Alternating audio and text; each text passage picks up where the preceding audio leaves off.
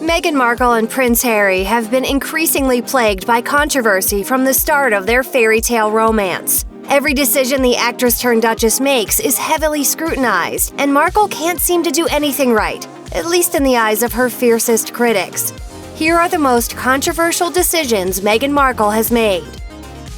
When it comes to fashion, Meghan Markle keeps shunning sartorial rules normally applied to the royal family. It all started when she decided to go bare-legged during her engagement announcement press conference. While royal expert Marlene Koenig told Harper's Bazaar, quote, "There are no rules for royal women regarding pantyhose," fellow expert Victoria Arbiter had the opposite opinion. She told Express, "You never see a royal without their nude stockings. I would say that's really the only hard, steadfast rule in terms of what the Queen requires." Oh my god, it's crazy. Since then, Markle has broken so many supposed fashion rules, including wearing dark nail polish, which OK says is considered vulgar in the royal household. She also wore a hat to Wimbledon, even though the event's official website states ladies are asked not to wear hats, and chose French designers over British ones for key events. In 2018, Markle was accused of petty behavior on multiple occasions in the days leading up to her wedding. For example, the Daily Mail reported that Markle had asked for the historic St. George's Chapel to be outfitted with air fresheners because she found the smell too musty. According to the outlet, the former actress wanted to freshen up the place but had the request quickly shut down by Buckingham Palace. A source told the paper, royal household staff stepped in and told her office politely but firmly that this was the Queen's chapel and it simply wasn't appropriate. Markle's very public falling out with her father also took center stage, following a photo scandal in which it was revealed that he worked with paparazzi to stage a number of images of himself pretending to get ready for the wedding. He didn't attend the big day at all. Rather than being walked down the aisle by her dad, Markle asked Prince Charles to do the honors. Another alleged eyebrow-raising moment was reported by The Sun, which claimed that Markle was reprimanded by a furious Kate Middleton, who told her future sister-in-law she needed to check her behavior towards staff. In February 2019, Markle jetted off to New York City for a top-secret and very over-the-top baby shower with several high-profile guests bearing gifts. So I really don't know what everybody got. I think I got something I think is very nice. According to Vanity Fair, the lavish do at the Mark Hotel was organized and paid for by Serena Williams and cost a whopping $200,000. Critics wasted no time calling out the hefty price tag, as well as the very American aspect of the bash. As royal commentator Victoria Arbiter told Today, customarily, the Brits don't do baby showers. We tend to give gifts after the baby is born. According to Vanity Fair, embracing the U.S. custom was, quote, yet another way of her showing that she plans to do things her own way, royal or not. What's more, the wealthy royals are funded by taxpayer dollars, and so, as Arbiter told ABC News, a baby shower is considered by some to be highly inappropriate. Adding to the controversy was the fact that Markle was reportedly warned against going ahead with the outlandish affair, but chose to ignore the advice. When Markle attended Wimbledon in July 2019 to cheer on her friend Serena Williams, she enraged British media when she allegedly asked her security team to forbid fellow spectators from taking photos of her. Outlets across the UK had a field day with the news. The Telegraph's Alison Pearson wrote, "It's time Meghan was taught a well-known British phrase. Get over yourself, love." Good Morning Britain host Piers Morgan called it a complete joke and noted, "It's frankly hypocritical, and they're not private people, they're the Duke and Duchess of Sussex." Media consultant Sally Jones revealed in a Telegraph article that a security guard tapped her on the shoulder and asked her to stop taking photos of Markle. She wrote, "No wonder there is a growing tide of resentment against the Sussexes for their secretive, high-maintenance attitude and diva-ish demands for privacy when it suits them." When Meghan Markle and Prince Harry announced their son's official name, they surprised royal watchers with one very important omission: the title of prince. As it turns out, Archie is in fact not a prince. Rather, he's a master, which is just Mr. but for children, and his full name is Master Archie Harrison Mountbatten Windsor. So what gives? As Cosmopolitan explained, King George V actually restricted who could bear the title of prince or princess in 1917, and technically, Archie doesn't qualify. However, as the outlet noted, an exception could have easily been made had the pair simply asked the Queen. For example, she offered to give Princess Anne's children royal titles, even though they didn't qualify by King George V's rules. Just a few weeks after telling British Vogue they wouldn't have more than 2 kids for environmental reasons, the Duke and Duchess of Sussex were in hot water for their repeated use of private jets. When it was revealed the pair had taken 4 private jets in 11 days in August 2019 alone, the media showed no mercy. According to Express, Prince Harry tried to justify the flights, saying, "I spend 99% of my life traveling the world by commercial. Occasionally, there needs to be an opportunity to fly privately based on a unique circumstance to ensure that my family are safe."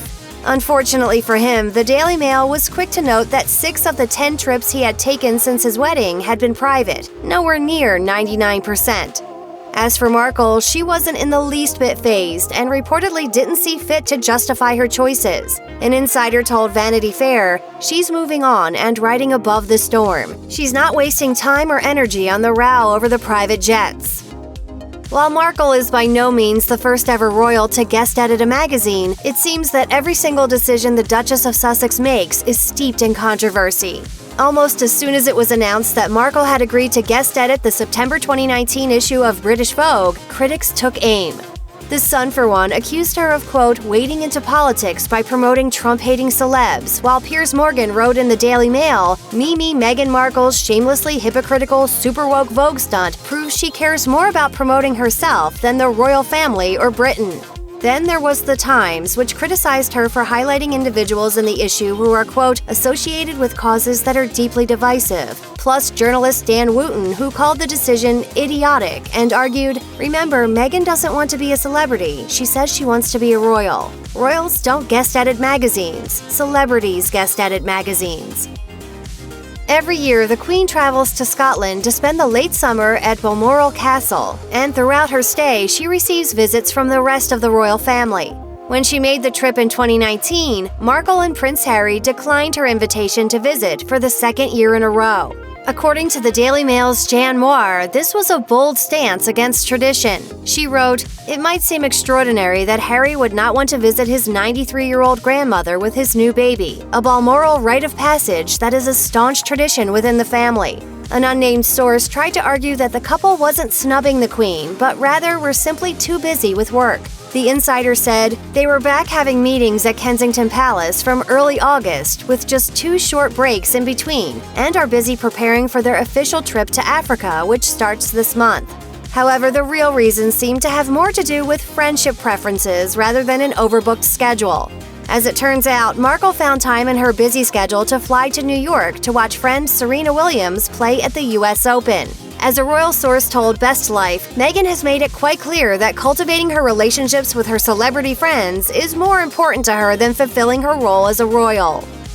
In November 2019, Markle gave an extremely candid interview to The Telegraph, in which she allowed reporter Bryony Gordon to follow her around for a day of charity work and told her, quote, how vulnerability is one of humanity's greatest strengths.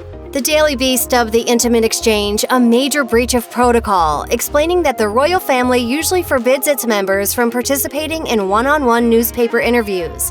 That's not the only reason why Markle's choice was a strange one, however. As the Daily Beast pointed out, her messaging has never lined up with the Telegraph's. In fact, the paper has often dragged her, reporting that she and Prince Harry, quote, may be suffering from generational difference, calling out their need to decide whether they are cut out for royalty, and even claiming that Markle is forcing Prince Harry to pick between her and his duty to the country.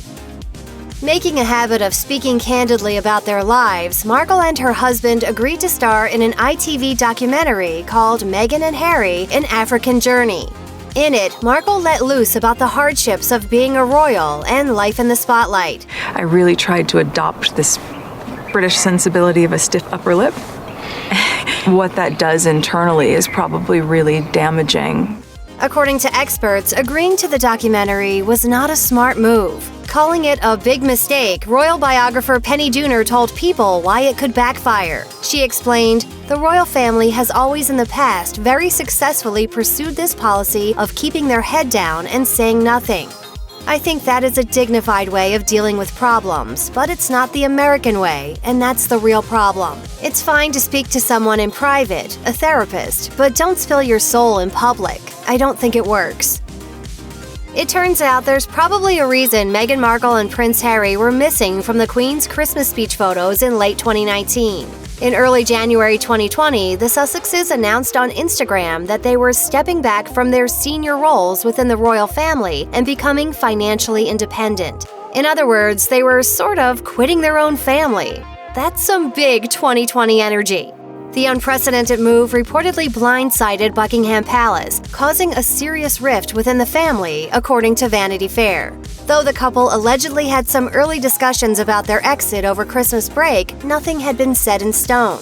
Prince Charles, Prince William, and the Queen reportedly only found out that this so-called Megxit was a done deal when the news was revealed on social media. That's not to say the Sussexes are ditching their family for good. It'd be pretty cruel to throw your brother, father, and grandmother to the curb.